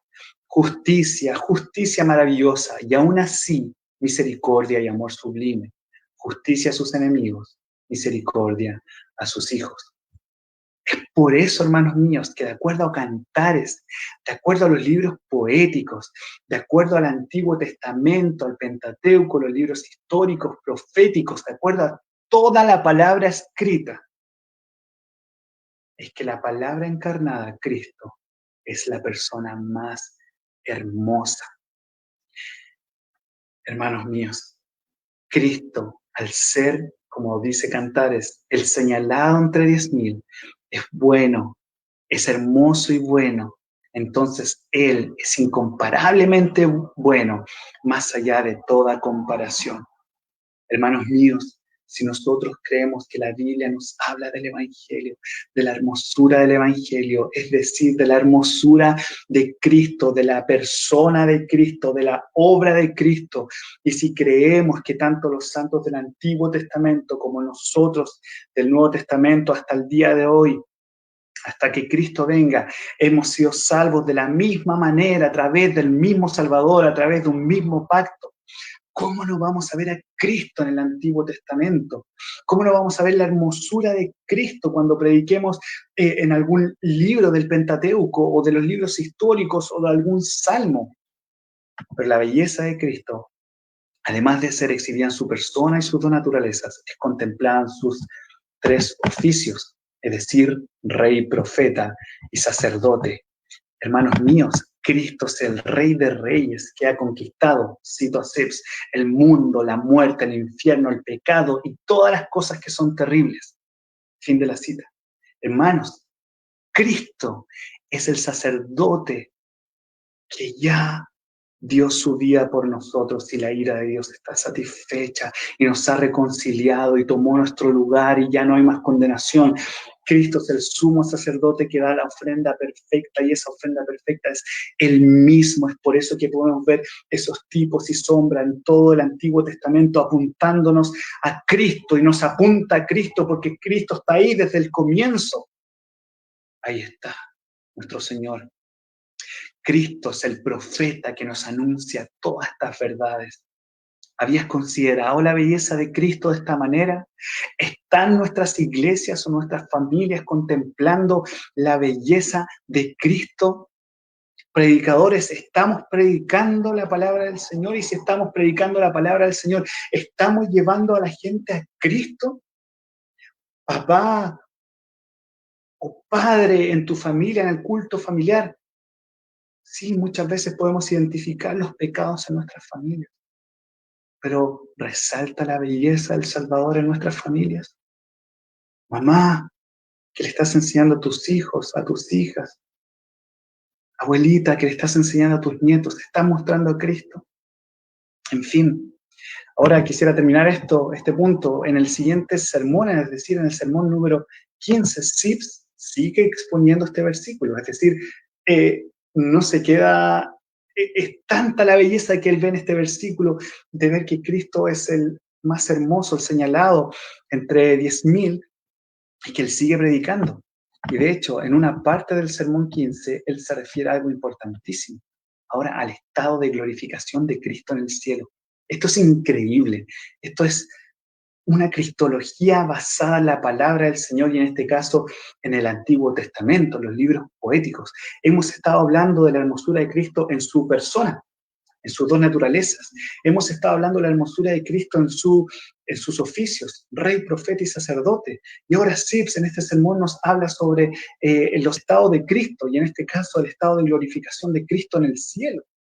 Debemos ser capaces de ver a Cristo en todo el Antiguo Testamento. Debemos ser capaces de ver cómo José, ahí en el Antiguo Testamento, cómo sus sufrimientos nos apuntan y nos hablan de los sufrimientos, del estado de humillación de Cristo.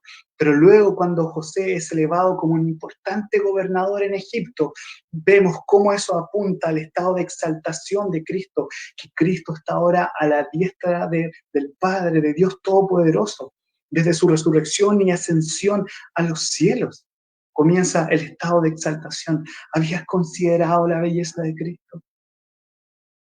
Pues bien, en este sermón número 15, Sips nos habla de esto. Pero ahora del estado de glorificación, quiero solamente tomar este punto. Y quizás en este momento el Espíritu Santo nos está convenciendo de pecado. ¿Qué pecado? De no considerar la belleza de Cristo. De no gozarnos, de no deleitarnos en Él. Pero oremos ahora, hermanos míos, para que en este momento, mientras tú estás escuchando esto, puedas considerar la belleza de Cristo. Y es el mismo Espíritu Santo quien te convence de tus pecados, quien nos convence de la belleza de Cristo.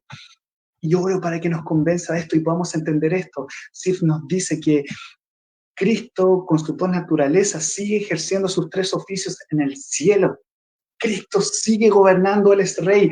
Cristo desde el cielo nos comunica su evangelio. Y Cristo desde el cielo, como buen sumo sacerdote, sigue orando por ti ahora mismo. Sips nos dice ahora, cito, que junto con rayos de gloria, escucha bien esto, hay entrañas de compasión en Él, la misma que tenía aquí en la tierra, lo que hace tan encantador para el verdadero corazón quebrantado, para el alma creyente. Hermanos míos, Zacarías describió la entrañable misericordia desde aquí, desde adentro de nuestro Dios. Cristo, cuando estuvo acá en la tierra, en su estado de humillación, sentía compasión desde lo más profundo de Él, desde sus entrañas, cuando veía las ovejas como sin pastor, cuando Lázaro murió. Desde sus entrañas, ahí está la misericordia de Cristo, eso en su estado de humillación, pero ahora en su estado de exaltación, que está a la diestra de Dios Padre, ahí sigue con un cuerpo humano, con un alma humana. Ahí mismo nos dice Sips, hay entrañas de compasión en Él. Ahora mismo, nuestro sumo sacerdote, su corazón está tan lleno de misericordia hacia nosotros, que lo único que podemos hacer es, Señor, recibe toda la gloria, Señor, por amarnos a pesar de nuestras imperfecciones, por amarnos a pesar de nuestros pecados, Señor. Que esto, hermanos míos, te lleve a contemplar la hermosura de Cristo. ¿Para qué nos sirve entender todo esto? ¿Por qué es importante una buena cristología o doctrina de Cristo a la hora de preparar nuestros sermones y enseñanzas? Bien, por favor, es importante el ejercicio exegético de interpretación, conocer el hebreo o el griego para poder realizar una correcta exégesis, pero también necesitamos una correcta cristología. Necesitamos una correcta doctrina de la Trinidad. Necesitamos una correcta doctrina de las Escrituras, una correcta doctrina del hombre. Necesitamos, así como estamos hablando del Rey y cabeza de la Iglesia, Cristo, necesitamos también una buena doctrina del cuerpo de Cristo, es decir, una buena eclesiología. En fin. ¿Para qué nos sirve saber todo esto entonces? Él nos dice que nos sirve para dos cosas. Uno, para traer a Cristo a aquellos que todavía no están en Él. Y dos, para consolar a aquellos que están en Cristo. Sabemos que todo sermón debe por lo menos mostrar a Cristo y llevar aplicaciones específicas para la aplicación. Es por eso que quisiera enfocarme en este punto en aquellos que preparamos sermones o estudios bíblicos. Y quisiera que todo esto lo pudiésemos considerar, incluso, como decía previamente, los padres que predican a sus esposas o hijos en el culto familiar. Este punto que voy a mencionar y que ya está apareciendo ahí en pantalla, que también lo consideran las abuelas o madres cuando les enseñan a sus respectivos Timoteos o hijos o nietos. es que uno de los principales fines de nuestro llamado, en este caso el ministerio pastoral, es abrir y desplegar las inescrutables riquezas de Cristo, desenterrar la mina, atraer hacia Cristo los afectos de aquellos que pertenecen a Dios. Mira lo que nos dice, desenterrar la mina.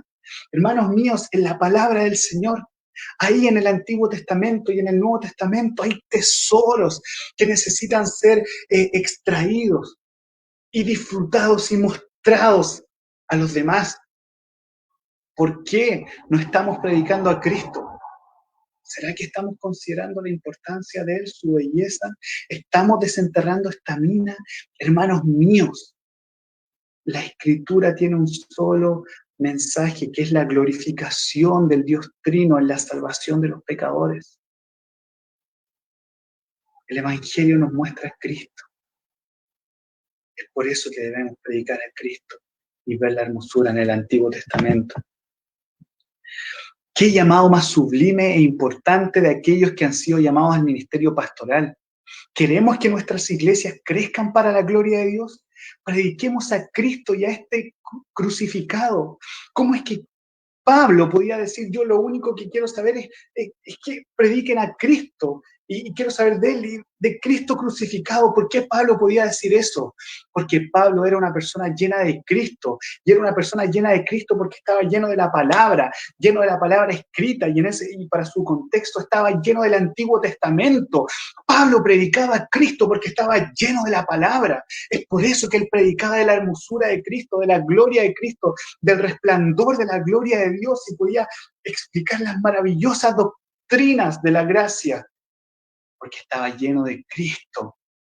¿Cómo es posible predicar desde el Antiguo Testamento y no mostrar explícitamente a Cristo? No es posible que la única vez que mencionemos a Cristo sea al final de la oración, al terminar el sermón. No se trata de mostrar solamente que el texto apunta a Cristo, sino que Cristo está ahí desde el Génesis al Apocalipsis. Cristo no es solamente el omega, Cristo es el alfa, Cristo es el centro, es el fundamento de la palabra, de nuestra predicación. La palabra escrita nos habla acerca de la palabra encarnada, Cristo. Qué precioso llamado tenemos de predicar a Cristo. Y de predicar a Cristo correctamente. No estoy hablando acá de inventar falsas alegorías o cosas así. No, de mostrar cómo cada sombra, cada tipo me está hablando de Cristo. No tenemos tiempo ahora para poder desarrollar y nombrar quizás algunos puntos para desarrollar una correcta interpretación del Antiguo Testamento o de Salmos y que esto apunta a Cristo. Pero quizás algunos motivos por los que no estamos predicando a Cristo es porque teológicamente no hemos profundizado en esta teología que es nuestra, en esta rica herencia reformada. Es porque a lo mejor no tenemos un buen entendimiento del pacto, de la unidad orgánica del Antiguo y Nuevo Testamento. Es porque a lo mejor no tenemos una buena cristología, y es que por eso que no podemos ver a Cristo en lo que estamos predicando. Pero quizás probablemente no estamos predicando a Cristo como padres o madres o como hermanos mayores a los hermanos menores. No estamos predicando a Cristo porque no estamos teniendo comunión con Cristo, porque no estamos llenos de Cristo. Y si no estamos llenos de Cristo, es imposible dar a conocer a Cristo. Quizás no predicamos a Cristo porque no estamos cerca de Él. Cuán terrible es no mostrar correctamente la hermosura de Cristo en nuestros sermones. Hermanos míos, un sermón sin Cristo no es un sermón cristiano.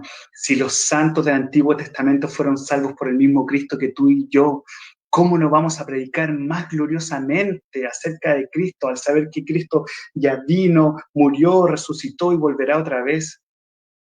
Sigamos el ejemplo del mejor exegeta, el mejor intérprete y el mejor predicador, que es Cristo, que a partir de todo el Antiguo Testamento les declaraba a estos dos seminaristas, como nos decía John Edgar el día lunes, les declaraba a sus discípulos en todas las escrituras lo que de él decían, a tal punto que sus corazones ardían porque vieron cómo la palabra escrita no solamente les apuntaba, sino que también les centraba y los llevaba de una manera cercana a la palabra encarnada.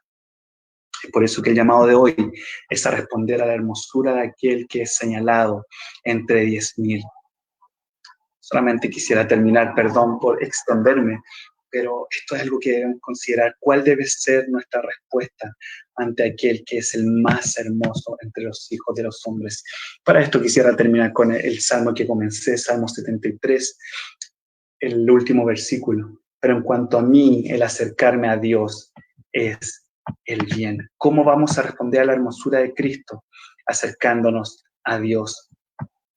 Hermanos míos, al saber que el Dios Todopoderoso se ha acercado a nosotros, no podemos responder de ninguna otra manera, sino acercándonos a Él. Y ahora, como buen exegeta, intérprete y predicador, Richard Sibbes se detiene en los detalles importantes. De hecho, él predicó 2 sermones acerca de este versículo. Pero en cuanto a mí, el acercarme a Dios es el bien. Es por eso que en este caso él habla de lo que es bueno, y en este caso es bueno el acercarse a Dios. Pero ¿cómo nos acercamos a Dios? Si sabemos que Dios está en todas partes porque Él es omnipresente. Y acá Sibbes habla de lo que se refiere a la presencia, poder y providencia de Dios. Pero acá él también expone cómo el hombre o el creyente ahora se acerca a Dios. Él menciona que hay una cercanía por gracia. Si bien Dios es omnipresente, pero ahora hay una cercanía más íntima hacia sus hijos por pura gracia. Pero hay una cercanía de nosotros a Dios cuando, y acá él desarrolla 4 cosas, como pueden ver, nos acercamos a Dios cuando nuestro entendimiento concibe correctamente a Dios, cuando tenemos una concepción correcta de quién es Dios, de quién es Cristo. Nuevamente la importancia de una buena cristología, de una teología del pacto, por ejemplo. Pero no solamente aquí nuestro juicio, nuestro entendimiento es santificado. Ahora, hay una mayor cercanía cuando no solamente conocemos las cosas de una manera correcta, sino que cuando las consideramos o nuestra mente se ocupa de ellas. Es decir, cuando las cosas están en nuestros pensamientos. Sibbes dice cuando Dios está en nuestros pensamientos. Pero ahora nos acercamos aún más cuando nuestra voluntad escoge, dice Sibbes, la mejor parte con María. ¿Y cuál es el ejercicio que hace la voluntad? Es que escoge y se adhiere a aquello que espiritualmente es lo mejor y bueno. De la misma manera, el creyente está más cerca del Señor cuando ahora sus afectos son llevados a Dios como su objeto. Y aquí me encanta esto. Nos acercamos a Dios y aquí nuestro amor, este afecto, abraza a Dios y a las cosas celestiales, porque el amor es un afecto de unión. Hace que la cosa amada y aquel que ama sean uno. Cuando amamos a Dios, aún deseamos más y más comunión con Él. Y todo esto es realizado a través de la fe, la confianza que el Espíritu Santo nos da. Tú a lo mejor puedes decir, oye, qué bueno todo esto, me encanta. Podemos estar entendiendo esto. Sabemos que es bueno acercarnos a Dios. Quizás estás pensando, oye, que esto es bueno, quiero que lo entienda mi mamá, quiero que lo entienda mi padre, quiero que lo entiendan mis hermanos en la iglesia, mis amigos. Es bueno que mi madre se acerque a Dios, es bueno que mis hijos se acerquen a Dios, pero yo te pregunto esto a ti que estás escuchando esto. ¿Puedes decir junto al salmista, en cuanto a mí? Para decir esto, debemos estar convencidos de esta verdad que estamos aprendiendo, convencidos. Y esto es una obra que solamente hace el Espíritu Santo, porque la convicción es la base de la práctica. Todo lo que estamos aprendiendo en esta conferencia y en nuestras iglesias, lo debemos llevar a la práctica. Si no estoy convencido de algo, no lo puedo poner por obra. Esta idea de Sibbes, de la convicción y práctica, se desarrolla en 4 cosas. Y acá voy terminando. Para estar convencido de algo, Sibbes nos dice que ese algo o ese alguien debe ser verdad. Pero a la vez debe ser una verdad buena. Debe ser una verdad para mí. Y finalmente, debe ser mejor que cualquier cosa. Yo te pregunto, ¿quién es la verdad? ¿Quién es la verdad y la bondad? ¿Quién es el bueno? ¿Quién es el mejor que cualquier cosa y que debe ser esta verdad para mí, sino Cristo? Todas nuestras conversaciones deben estar endulzadas con Cristo, hermanos míos. Y esto solamente lo hace el Espíritu Santo a través de los medios. Y acá nuevamente volvemos, a través de la predicación, a través de los sacramentos y la comunión de los santos. Por eso que el llamado al día de hoy es: oremos para que el Señor nos convenza de nuestros pecados. Oremos para arrepentirnos de no tener comunión con Cristo. Oremos para estar convencidos de nuestra profunda necesidad de Cristo, de la profunda necesidad de predicar a Cristo. Recordemos, no se trata de hacer una mera aproximación de Cristo en nuestros sermones, o de fríamente decir que un texto apunta a Cristo, o de ni siquiera mostrar a Cristo, sino que debemos llevar a las personas a deleitarse en la hermosura de Cristo. Sif nos dice en otro de sus sermones: no es suficiente que un médico sea provisto, debe haber una aplicación de él. No es suficiente que ahí esté un tesoro, este debe ser excavado. Hermanos míos, tal como aprendimos, y acá sigo citando, no fue suficiente que hubiese una serpiente de bronce, sino que la serpiente sea levantada para que la gente la viera. ¿Conoces a Cristo? ¿Lo estás conociendo en las Escrituras en el Antiguo Testamento? ¿Lo estás mostrando a tu corazón, a tu familia, a tu iglesia? Predicador, ¿de qué manera estamos predicando a Cristo? ¿Qué sentido tiene nuestra exégesis si finalmente no logramos ver a Cristo? ¿Qué sentido tiene finalmente nombrar que hay un Salvador si no lo levantamos y mostramos y no mostramos la hermosura de Cristo? ¿Qué sentido decir que hay un Salvador si no lo estamos mostrando en nuestros sermones? ¿Qué sentido tiene la predicación si no estamos predicando a Cristo, porque no estamos teniendo una comunión íntima con Cristo? Para Sibbes, recordemos que la predicación es el don de todos los dones. Y él decía que predicar es finalmente abrir el misterio de Cristo, abrir todo lo que está en Cristo, la persona de Cristo y sus naturalezas, y así para abrir los oficios de Cristo. ¿Cuándo fue la última vez que hablamos sobre el oficio sacerdotal de Cristo? ¿O que Cristo es Rey? ¿O que Cristo es el verdadero profeta? ¿Cuándo fue la última vez que hablamos de que Cristo es completamente Dios y completamente hombre? ¿Cuándo fue la última vez que hablamos de los sufrimientos de Cristo en su estado de humillación? ¿Cuándo fue la última vez que hablamos de la segunda venida de Cristo, de la gloria de Cristo? Es que nos centramos en Cristo, que viene por segunda vez. Predicar a Cristo no es solamente un mero mostrar a Cristo. Sir decía que predicar es un cortejo, mediante donde el predicador debe procurar el matrimonio entre Cristo y su iglesia. Finalmente, para ir terminando esto, solamente quiero decir que la verdadera predicación cristocéntrica es una predicación trinitaria o trinocéntrica y pactual. ¿Por qué es una predicación trinitaria? Porque solamente el predicador podrá mostrar la belleza de Cristo. Solamente el padre de familia podrá mostrar la belleza de Cristo. Cada uno de nosotros mostraremos la belleza de Cristo en la medida en que el predicador o el pastor esté lleno su corazón del Espíritu Santo, porque es el Espíritu Santo quien nos lleva, quien nos muestra y nos recuerda la obra de Cristo. Y cuando nos muestra la obra de Cristo, estamos mostrando y estamos predicando acerca de aquel que el Padre se contenta. Y predicamos a Cristo para la gloria del Padre. Por eso es una predicación trinocéntrica. Es trinocéntrica porque el Espíritu Santo nos lleva a contemplar la hermosura de Cristo en Cantar de los Cantares, en el Salmo 73, en los libros poéticos, en los libros históricos, en el Pentateuco, en el Antiguo Testamento, porque estamos predicando de aquel que el Padre se deleita. Es una predicación cristocéntrica y trinocéntrica porque vemos la bondad, verdad y hermosura de nuestro Dios trino. Es una predicación pactual porque vemos toda la unidad orgánica entre el Antiguo y el Nuevo Testamento. Un Señor, un plan de salvación, un mediador entre Dios y los hombres, un pacto de gracia.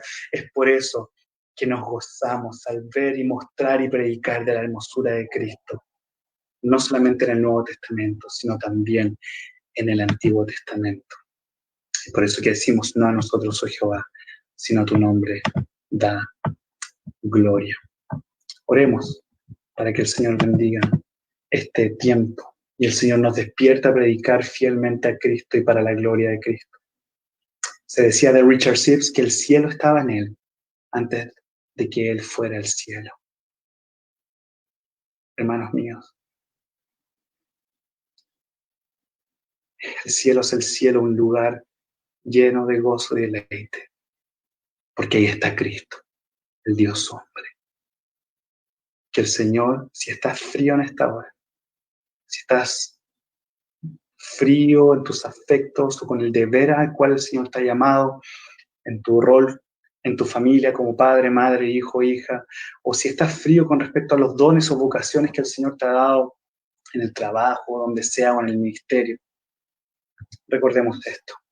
La mejor manera de calentarnos cuando nos sentimos fríos en afecto y deber es ante este fuego del amor y misericordia de Cristo, al entregarse por nosotros.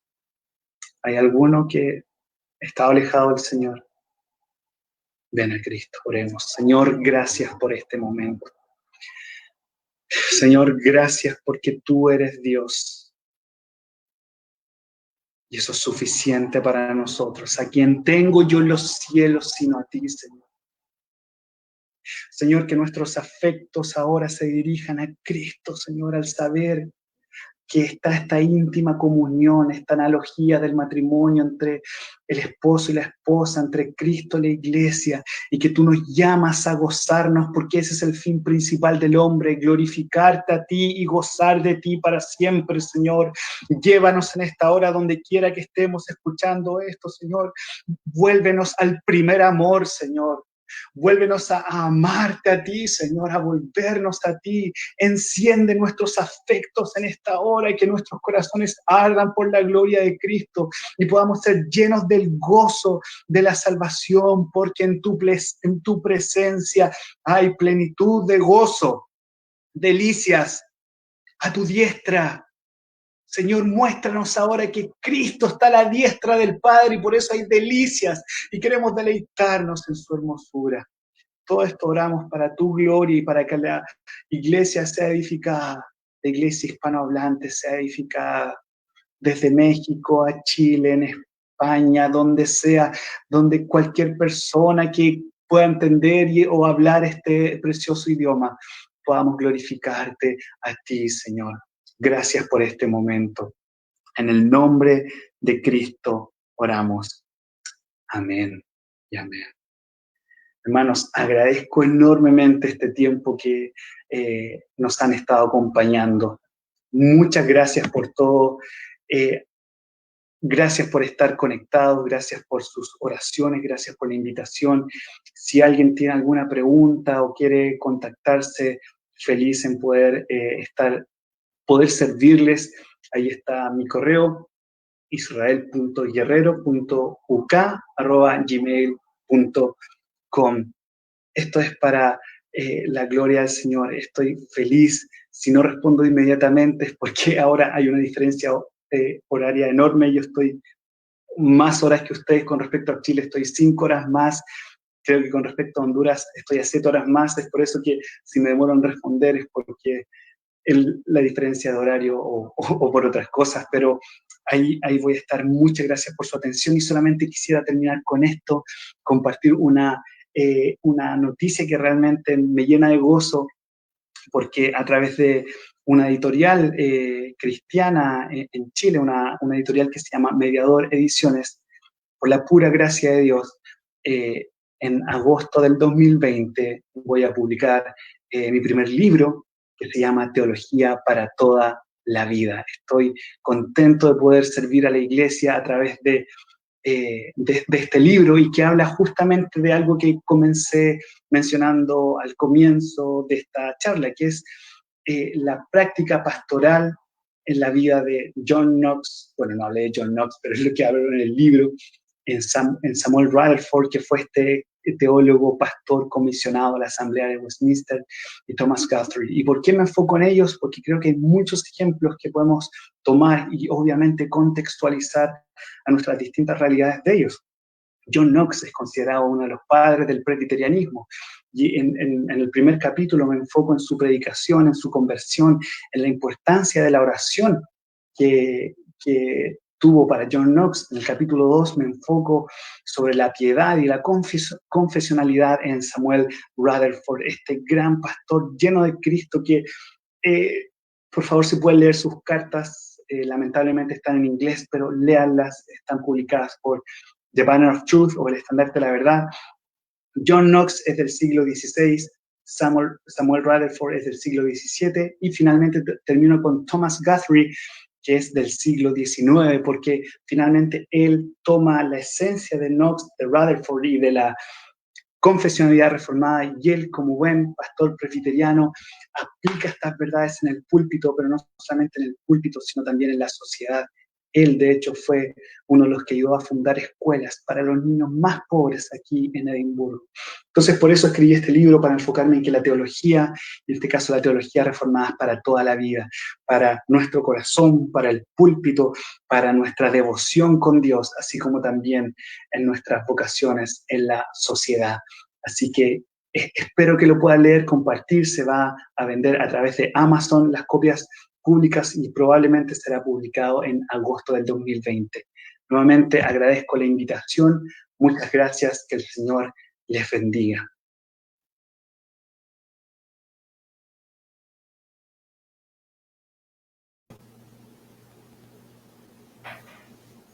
Buenísimo, ya sabemos, ¿va? Que un libro va a salir en poco tiempo. Así es. En agosto, así En que agosto. a esperarlo. Siempre Sí. es bueno escuchar, es una buena noticia saber que vamos a tener nuevos libros en español también. Sí, sí. Y de teólogos bien importante. Otra vez, uno de mis niños tiene el nombre de Samuel Rutherford, que formó parte de la gente que escribieron la Confesión de Westminster. Y Rutherford, sus compañeros, los otros pastores, siempre dijeron que él, cuando estaba predicando, hizo que Cristo era más bello en sus predicaciones de lo que han escuchado de otros pastores. Él estaba tan enfocado en Cristo que salió de cada parte de él la idea de hablar de la belleza de Cristo. Entonces, creo que eso es lo que hemos escuchado hoy. ¿Va? Algo que a mí me llama la atención con esta participación de Israel, no solo que me llama la atención, que me estimula, es ir y conectarme más con la iglesia histórica. Es ir y contemplar, ok, estos sermones. Okay, quiero leer estos sermones, quiero conocer un poco más de Richard Sibbes. Pero ¿cómo así? ¿Más de Sibbes que de la Biblia? No, quiero ver cómo Sibbes, dotado por el Espíritu Santo, me va a llevar a la Biblia. Y ahí es cuando podemos ver a la iglesia universal, no universal solo en términos geográficos, en términos temporales también. Es instrumento para su propia edificación. Exacto. Así Buenísimo. es. Entonces, ¿podemos mostrar, Josué puede mostrar su libro una vez más? Sí, un momentito. Sí, entonces, ustedes pueden ver que va a salir en agosto. Va a ser, él mencionó que va a estar disponible desde Amazon. Y ahí está, Teología para toda la vida. Está enfocándose en John Knox, uno de los que reformó la iglesia. Samuel Rutherford también, Samuel Rutherford. Estoy tratando de decir cosas en inglés con acento de español, lo siento. Y también Thomas Guthrie. Y yo he tenido la experiencia para leer este libro. Lo de Thomas Guthrie fue una bendición para mí. Y él habló un poco en el parte de John Knox acerca de la formación del carácter de John Knox a través de sufrimiento. Nosotros como creyentes a veces no veamos sufrimiento como parte de la formación de carácter. A veces pensamos que no es una bendición, pero Dios a veces va a usar cosas difíciles para hacernos como Cristo y para formarnos, para usarnos. Y eso me ayudó bastante en el libro. Entonces, creo que va a ser una bendición para la gente si compran este libro.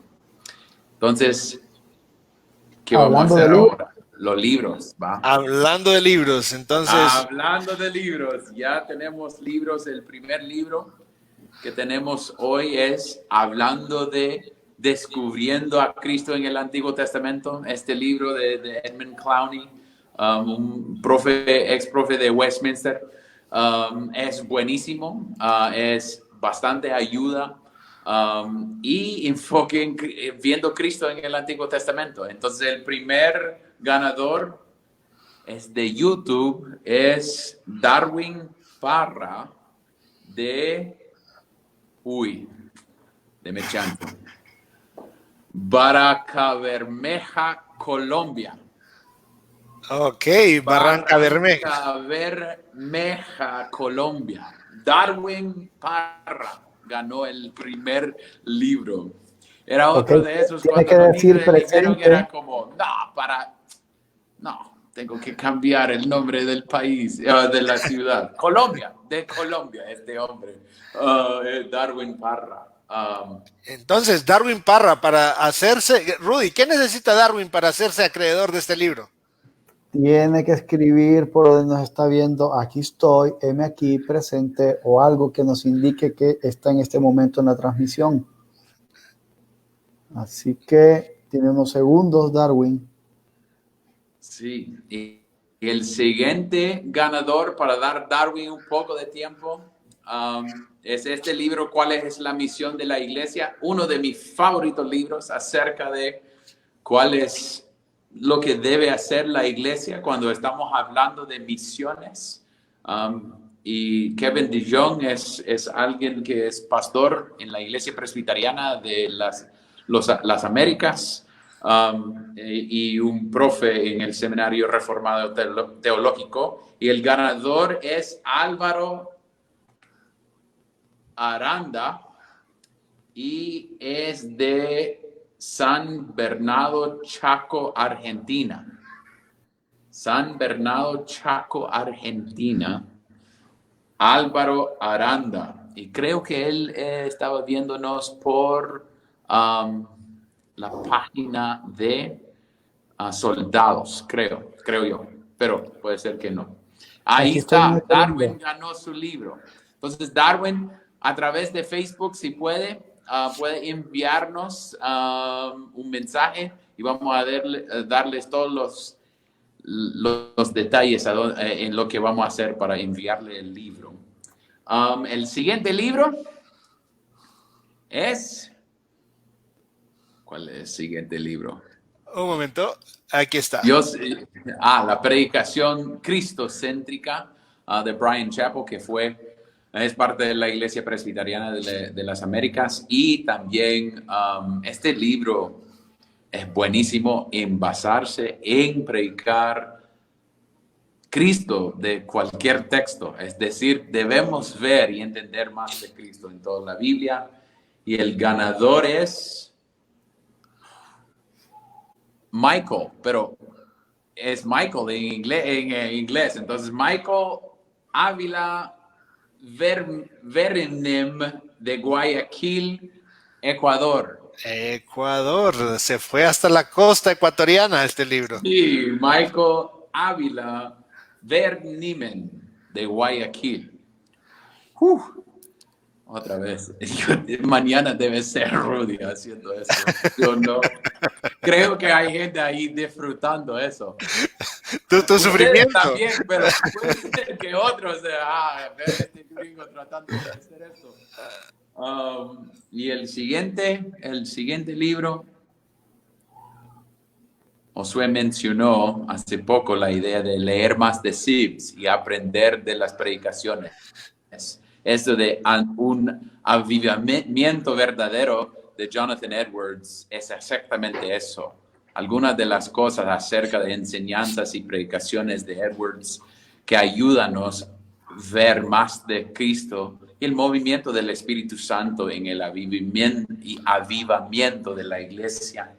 La ganadora es Liliana Núñez Arestegui de Cristo Rey, Iglesia Presbiteriana Cristo Rey, Trujillo, Perú. De Trujillo, Perú. Entonces, ella ganó ese libro. Ya no sabemos de Álvaro y de Michael. No sé si ellos están en la página de Soldados de Jesucristo. ¿No? Estoy monitoreándola y no los veo por acá. No se han presentado. Okay. Debemos darles un poco de segunditos, porque ayer lo que sucedió es, al final había algunos diciendo, aquí estamos, y nosotros no estábamos totalmente listos, ¿va? Ahí está Liliana. Ahí está. Felicidades, Liliana. Felicidades, Liliana Núñez Arestegui. ¿Arestegui? Arestegui, lo siento. Y tenemos lo que vamos a hacer cada noche es la confesión. Pero si puedes repetir los dos ganadores que están pendientes. Michael y Álvaro. Si alguien conoce a Michael y Álvaro, dígale. Y finalmente, la persona que ganó la confesión acerca del estudio de G.E. Williamson es Andrea Vázquez Camargo de Boyacá. No, ahí está. De Colombia. Entonces, y ganó porque había banderas de Colombia y mis niños les encanta cuando hay emoji. Y que, eso jala la atención. Entonces, mañana vamos a estar inundados. Para mañana, si quieren ganar, pero por favor saludarnos y no solo pongan emojis por fila y línea. Pero si no tenemos a alguien escuchamos de Álvaro ni Michael. Pero sí tenemos a Wyatt que te está mandando un saludo. Ese Chele tiene que decir, yo quiero que él esté aquí diciendo estos nombres. Como bien lento hablando así. Entonces, Andrea, ya está ahí Andrea Camargo. Felicidades. Ok, entonces Michael y Álvaro, no hemos escuchado nada. No tenemos nada ni de Michael ni de Álvaro. Entonces seguimos. Alguien que puso un montón de emojis es Abner Funes Portillo de Distrito Central de Honduras. El hermano de John Funes, creo que es. Así es. Pero vamos a ver si sigue aquí todavía. Entonces, sí, Abner Funes Portillo. Y porque no hemos escuchado de Michael ni Álvaro, la otra es Yalili Cárdenas. Es Yalili. Yalili Cárdenas. Cárdenas, sí. Ok, ahí tenemos ya a Abner. Buenísimo, Abner. Y la última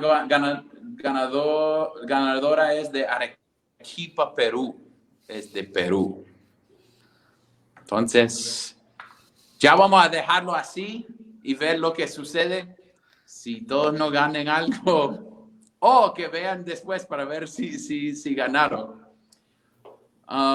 Quiero animarles, mi hermano me llamó de Costa Rica hace poco y me dijo que algunas personas están le gusta que estamos mostrando los libros porque quieren leer estos libros.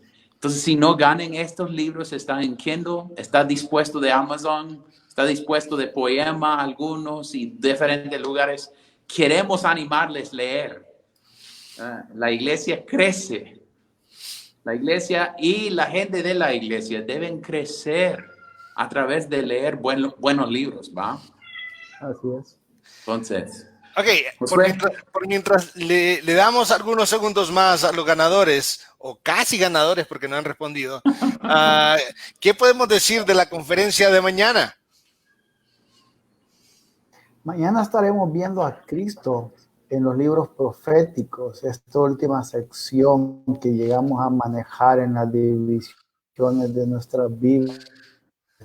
Y es donde a veces lo vemos más claramente algunas personas, pero no tan bello como queremos o debemos verlo, como decía hoy Israel. Así que Nathaniel va a estar mañana presentándonos a Cristo desde los libros proféticos, y es otro gringo que creo que no tiene tantos problemas en leer nombres. Entonces, Ahora, Felicidades, Nathaniel. sí, y a la vez también vamos a poder disfrutar de un estilo diferente. Y vamos a ver 4 hombres distintos con dones que Dios ha dado para la edificación de la iglesia. Ok, vamos Y a... para que sepan, es gringo, pero ese hombre nació en hispanohablante y creció como hijo de misioneros. Entonces, su acento es súper mejor de lo mío y él habla claro y va a ser una bendición para nosotros tenerle mañana predicando. Creo que es de Jonás, ¿va, Josué? Así es. Sí. Así es. Pues parece así que no tenemos más ganadores y esos libros pueden quedar para mañana, entonces. Sí, exacto. Entonces, alto. ya Lili. Noticia de última hora. Ahí está. Casi estábamos listos para dejarlos, pero felicidades, Entonces, felicidades. ya Lili Cárdenas mañana se le estará contactando para su libro. Por lo demás, creo que podemos cerrar la conferencia, la sesión de hoy hasta acá. De repente, si podemos orar y cerrar este tiempo dejándolo nuevamente en manos del Señor. Josué quiere orar. Así será. Padre Celestial, te agradecemos porque es en tu gracia, a pesar de las diferentes dificultades que pueda haber, Señor, que nos permites escuchar y ser animados en base a tu palabra, Señor, a ver a Cristo en cada porción de tu palabra, sabiendo, Señor, que Cristo mismo dijo que el Antiguo Testamento era acerca de Él. Ayúdanos, Señor. Ayúdanos a entender que el personaje principal en toda la historia no somos nosotros, Señor. Es Cristo Jesús. Y te agradecemos, Señor, por estos hombres que nos han guiado, Señor, y te pedimos por Nathaniel, que estará guiándonos mañana, que pueda guiarnos a tu palabra, a ver a Cristo glorioso, Señor. Te lo suplicamos en su nombre, en el nombre de nuestro hermano mayor, Cristo Jesús. Amén y amén. Que Dios les conceda descanso y si Dios lo permite, nos vemos mañana. Nos vemos mañana. Adiós.